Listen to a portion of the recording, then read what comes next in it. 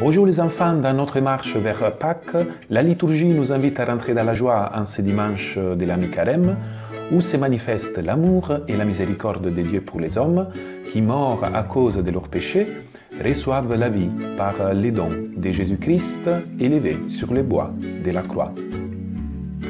Et oui, en ce dimanche de la joie, nous marchons avec assurance avec Jésus-Christ vers Jérusalem, où s'accomplit pour nous le mystère de Pâques, c'est-à-dire le passage de la mort à la vie, de l'esclavage à la liberté, des ténèbres à la lumière. Jésus-Christ est en effet notre lumière et notre salut.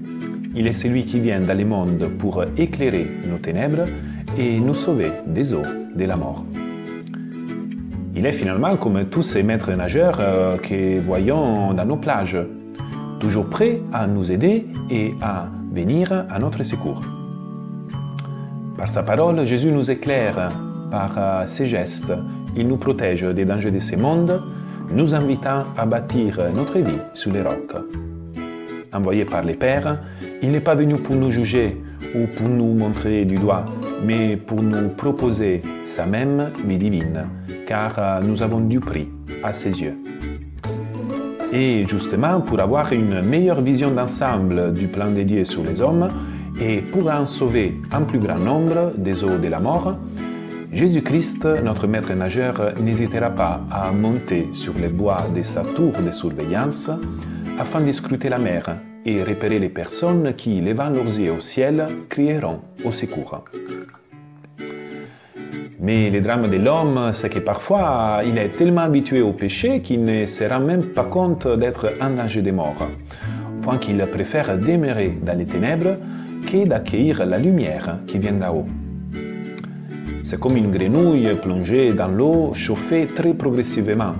Degré après degré, la grenouille s'engourdit doucement dans l'eau de son jacuzzi et perd petit à petit connaissance et se retrouve ébouillantée sans même s'en rendre compte, car elle s'est accoutumée à sa situation.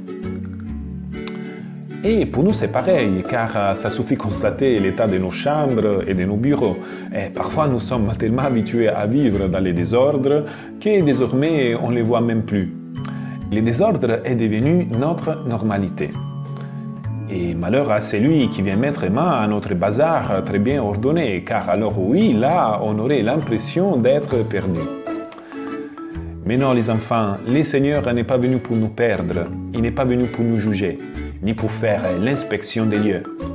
Bien sûr, la parole de Dieu nous réveille de notre sommeil et nous fait prendre conscience de notre état, mais Jésus vient dans le monde non pas pour montrer notre désordre, notre méchanceté, notre égoïsme, mais plutôt pour mettre en lumière son ordre à lui, sa beauté, sa bonté et sa miséricorde.